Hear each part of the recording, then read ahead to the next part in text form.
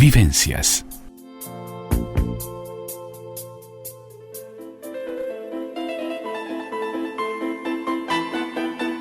El todo y sus partes. La columna de Carmen Molinas Bonilla en Vivencias.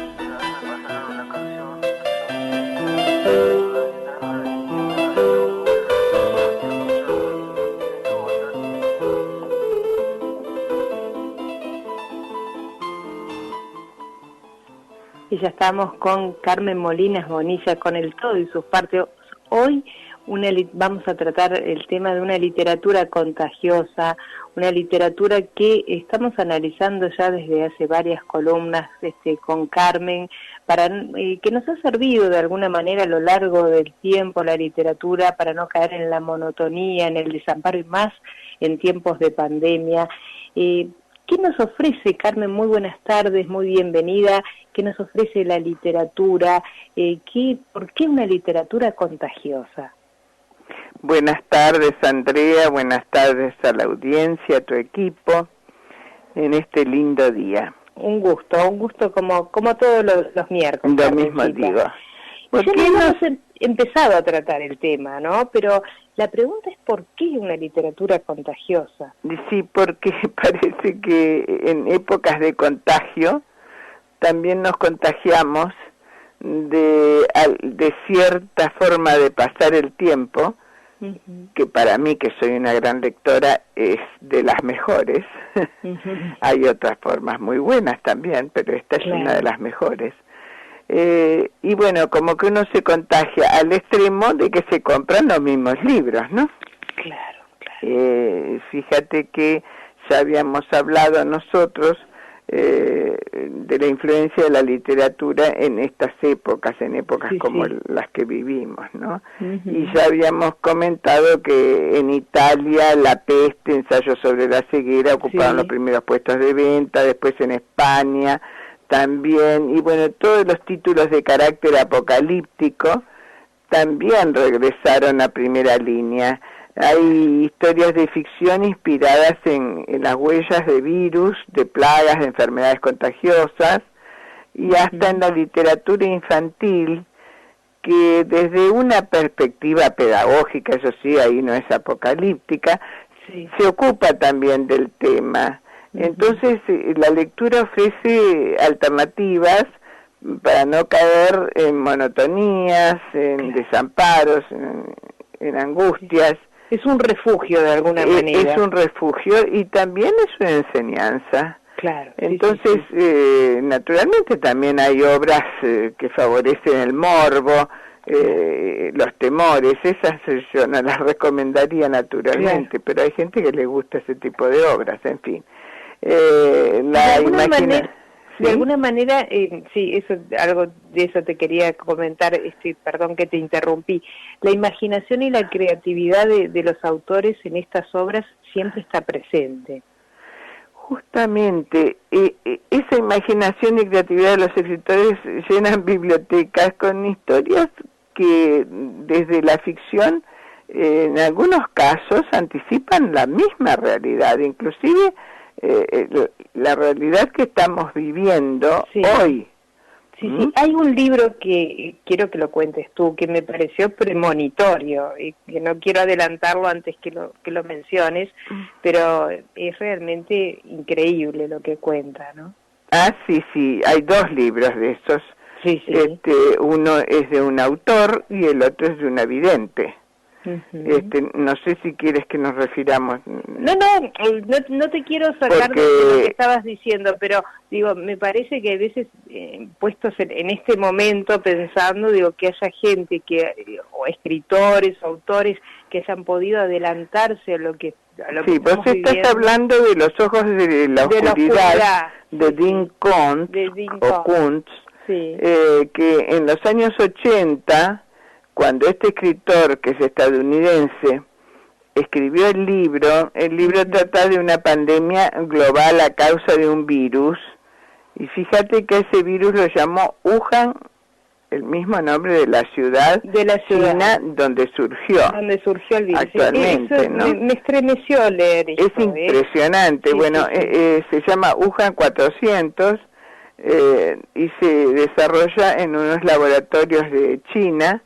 Sí. ¿Y dónde sitúa la historia? Ni más ni menos que en nuestro año, en el año 2020. Claro, y lo escribió, estamos hablando, en los años 80. Claro, y es más, no tuvo éxito, pasó quizás bastante ahora, desapercibido cuando claro, quizás ahora esté teniendo éxito, ¿no? Digo, lógico, ahora se reflota porque es unas coincidencias extraordinarias.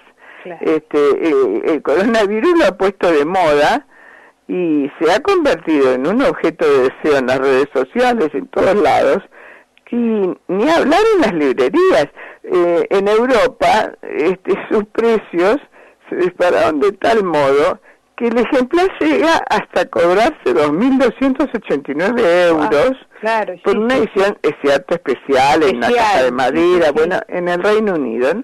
Eso te está indicando la apetencia por ese tipo de actitudes premonitorias que tuvo el autor, claro. Y no solamente en el caso de este libro, sino que también hay una vidente que escribió un libro, y también el famoso Stephen King. Stephen King, sí. Que en 1978, o sea, 2 años antes que este autor que nombramos, publicó una novela llamada Apocalipsis, en que la humanidad se extinguía por un aparentemente ridículo catarro. O sea, empezaba como una bronquitis suave y se extinguía. No estamos hablando tan lejos de lo que estamos pasando, no digamos apocalipsis, pero bueno, quizás, pero tiene que ver con lo que estamos viendo. Sí, cosas increíbles, pero más increíble es el libro de la vidente Sylvia Browning, una mujer, una escritora que nació en el 36, que murió hace poquitos años, porque murió en el 2013, y en el 2008 publicó un libro de profecías que se llamaba El fin de los días, que se llama El fin de los días, porque se puede adquirir hoy. Y se lee que alrededor del año 2020, una enfermedad grave similar a la neumonía, es increíble la coincidencia, se extenderá por todo el mundo afectando los pulmones y los bronquios y resistiendo todos los métodos de tratamiento conocidos. Bueno, la verdad que estremece pensar, bueno, gracias a Dios no resiste todos los tratamientos conocidos, ¿no?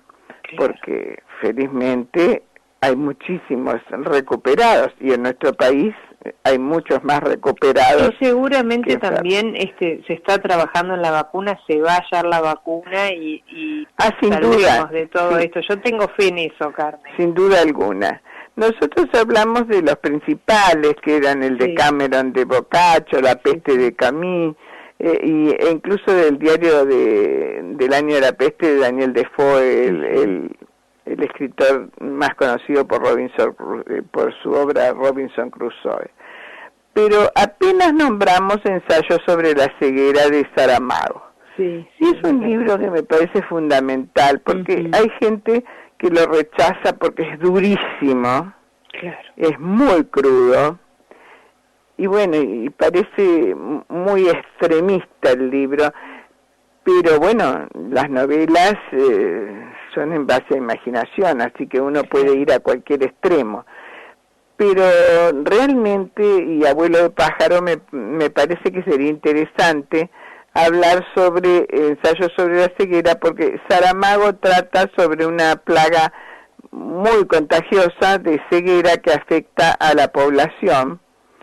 Y curiosamente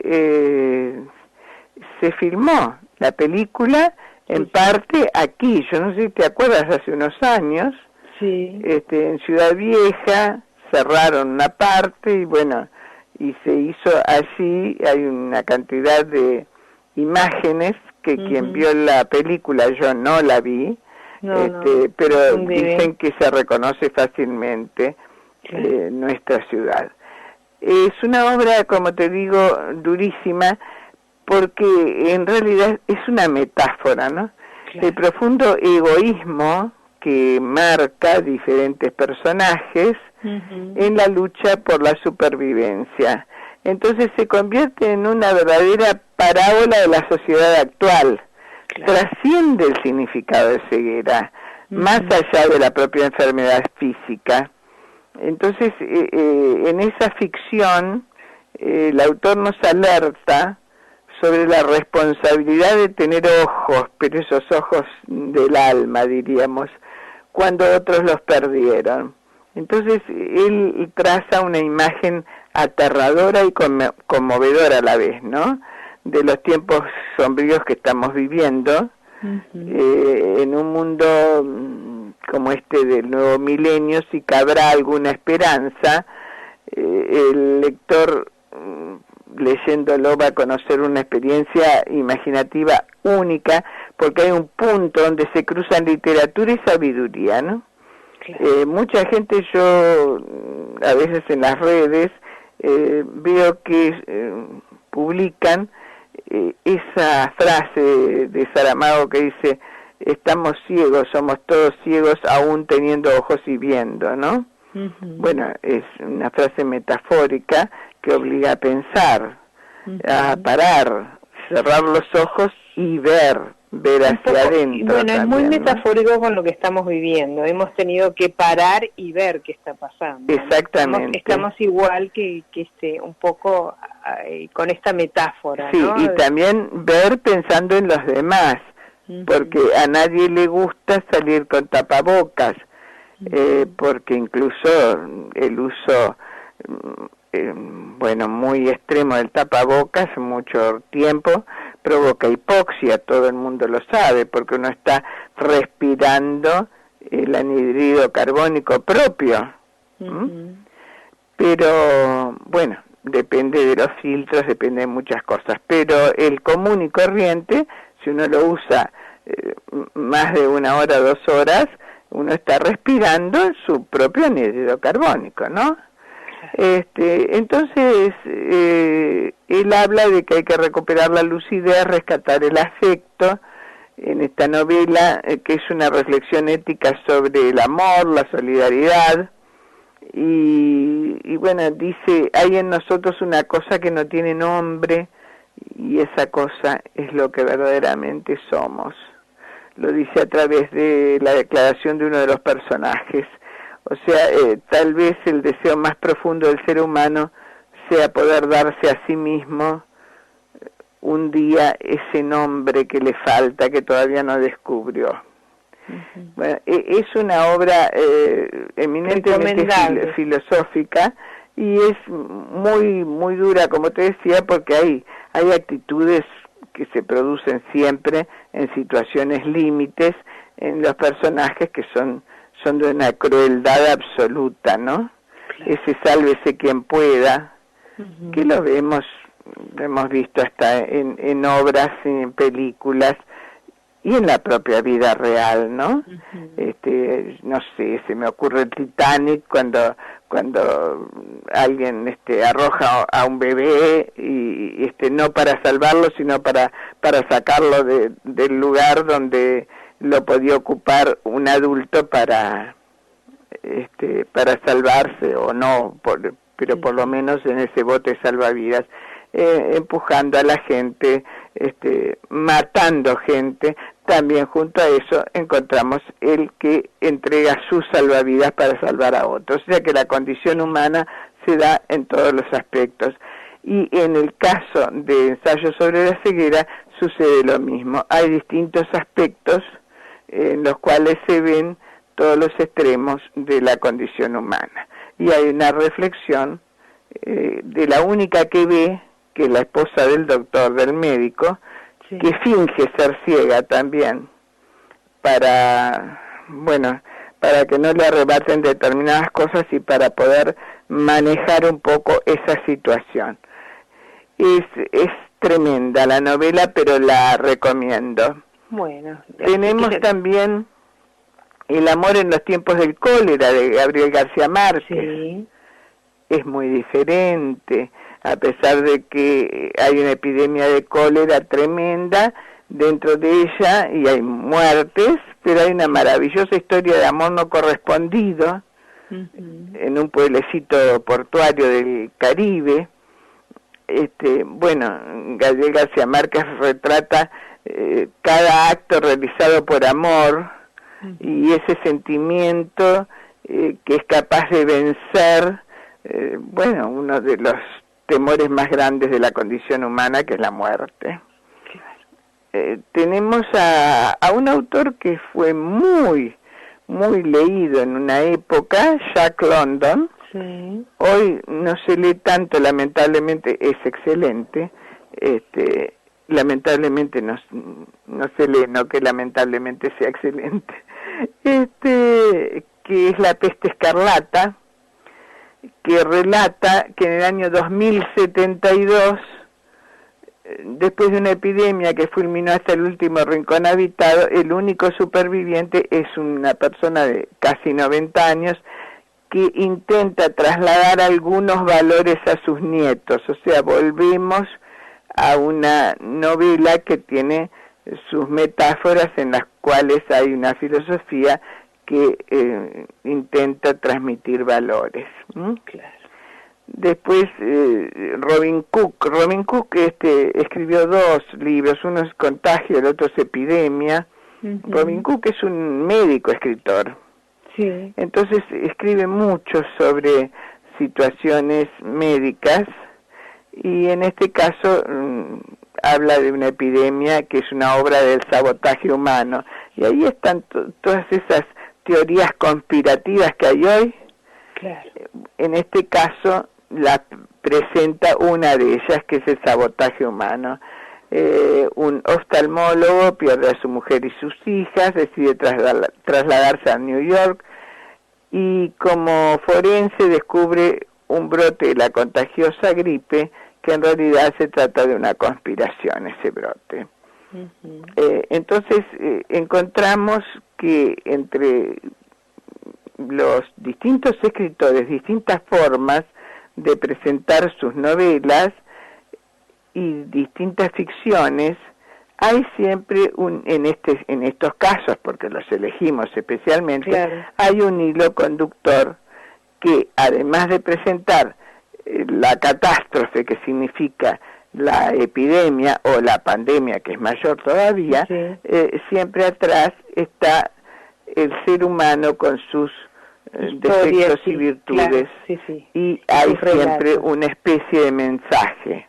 Claro. A pesar de que se considera que las novelas, los cuentos no tienen que tener mensaje, porque si no se transforman en vehículos didácticos y no es ese el objetivo fundamental, en realidad es muy bueno que entre líneas uno pueda encontrarse ese tipo de mensaje. Y también el mensaje es personal, pienso yo, en cada libro, porque a cada uno le llega en forma diferente lo que... Es así. No es tanto didáctico, puede ser muy didáctico, pero depende cómo para algunos la persona y no que para le otros. lea, claro. ¿No? Exactamente. Un poco eso.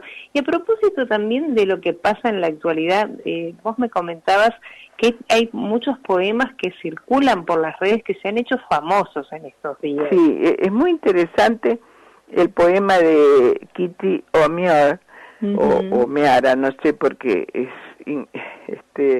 un apellido que no sé bien cómo se pronuncia, pero es irlandés.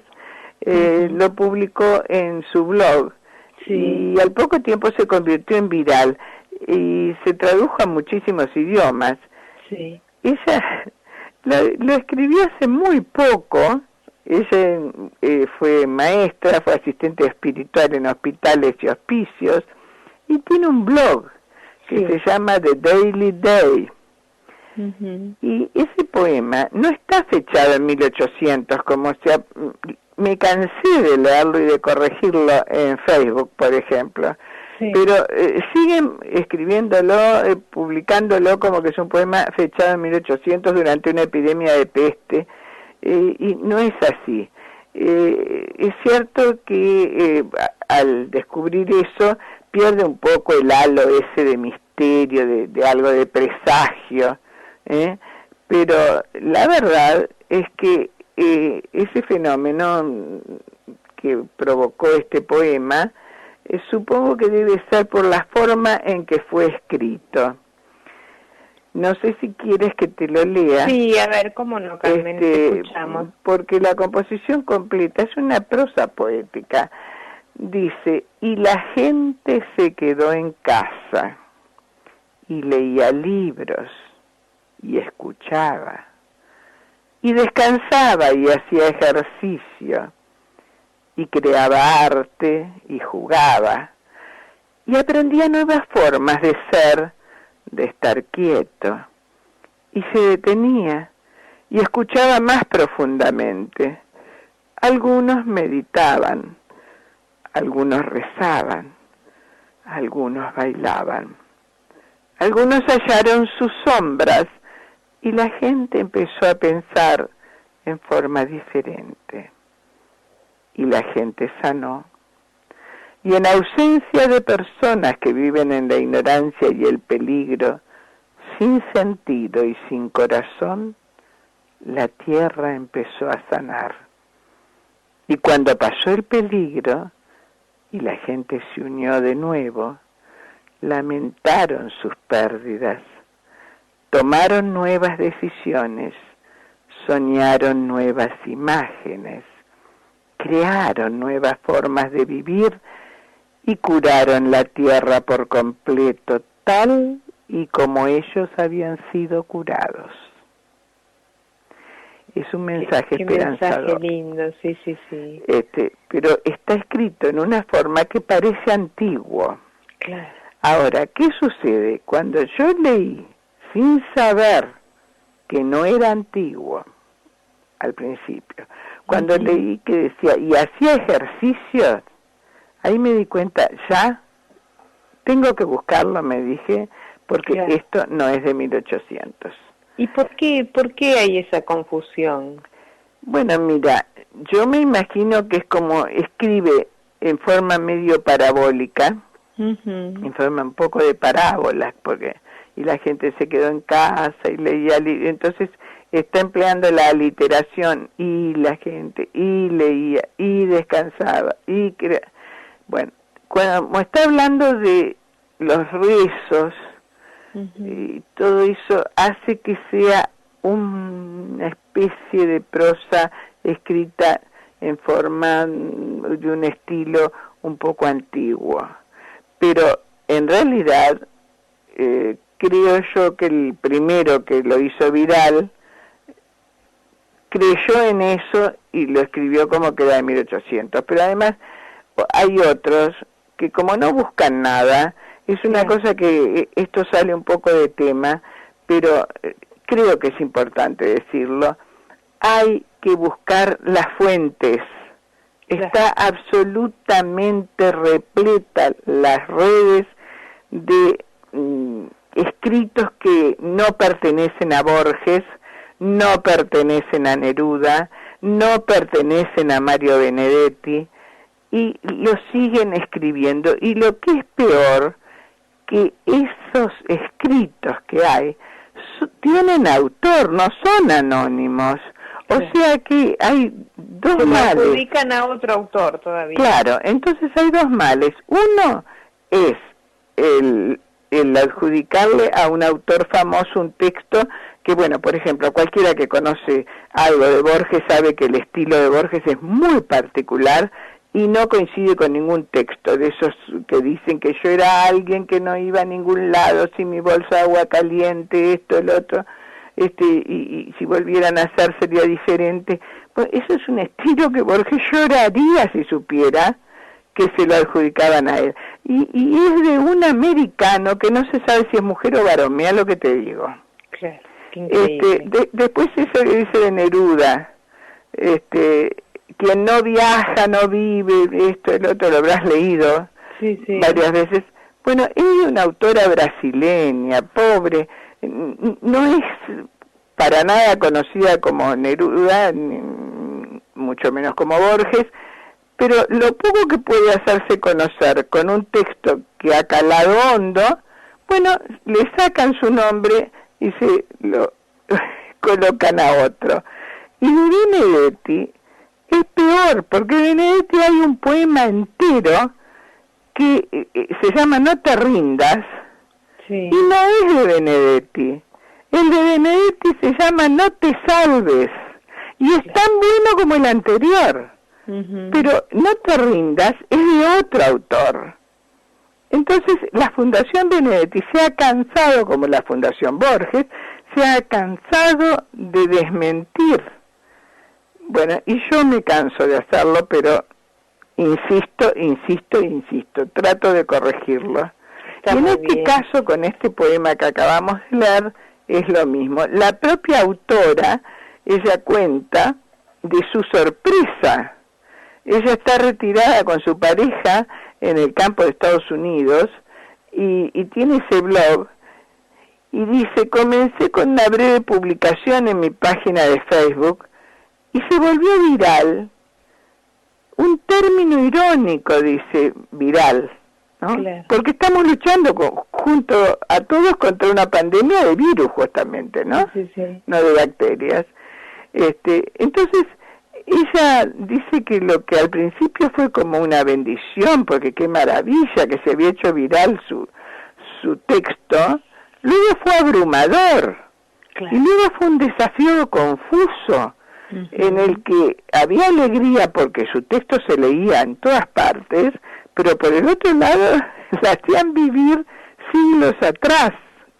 Y hasta recibió hasta burlas de antiguos compañeros de trabajo, en fin. De manera tal... Hay que informarse, Carmen. Hay que informarse. No cuesta nada escribir 4 palabras del texto si no tiene título. Claro, y o escribir el nombre del autor y buscarlo en Google y enseguida te sale todas las versiones distintas y te sale la verdadera también. Uno puede investigar. Carmencita, un placer como todos los martes, pero se me fueron los minutos y me tengo que ir a la pausa. Muchísimas gracias. Nos reencontramos, el martes, te dije el miércoles, como todos los miércoles, nos reencontramos el próximo miércoles. Nos reencontramos el próximo miércoles para seguir con este tema. Muchas gracias. Un beso grande. Vivencias.